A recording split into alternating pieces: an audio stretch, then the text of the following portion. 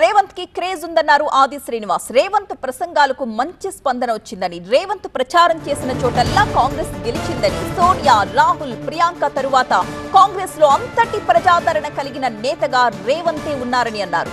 తెలంగాణలోనూ మళ్లీ గెలిచి తీరుతామన్నారు ఆది శ్రీనివాస్.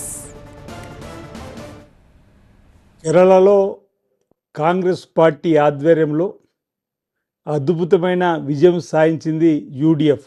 వారి మాటల్లో విజయన్ ఎక్స్పైరీ అయిపోయినటువంటి ట్యాబ్లెట్తోని సమానం. ఆయన శక మూసిందని చెప్పినటువంటి ప్రసంగాలతో ఓరెత్తించినప్పుడు కేరళ కాంగ్రెస్ పార్టీ నాయకుల్లో నూతన ఉత్సాహం వచ్చి ప్రజల్లో కూడా ఒక ఆలోచన వచ్చి ఈరోజు రేవంత్ రెడ్డి గారు 3 రోజులు కేరళలో విస్తృతంగా పర్యటన చేసి రోడ్డు షోల ద్వారా, బహిరంగ సభ ద్వారా పదునైన మాటలతో తన ఆలోచన ధోరణితో ప్రజలను చైతన్యవంతం చేయడం వల్ల కాంగ్రెస్ పార్టీ పట్ల వారు ప్రచారం చేసిన ప్రతి ప్రాంతంలో కూడా కాంగ్రెస్ పార్టీ గెలిచినటువంటి సందర్భం గుర్తు చేస్తూ రాబో రోజుల్లో కూడా రేవంత్ రెడ్డి గారి ఆలోచన ధోరణి ఇందిరమ్మ రాజ్యం ప్రజాపాలనలో తిరిగి రెండోసారి తెలంగాణలో కాంగ్రెస్ పార్టీ ప్రభుత్వం అధికారులకు వస్తుందనే ఒక ధీమాని సందర్భంగా వ్యక్తం చేస్తూ 3 రాష్ట్రాల్లో ఈరోజు కాంగ్రెస్ పార్టీ అధికారంలోకి రావడం,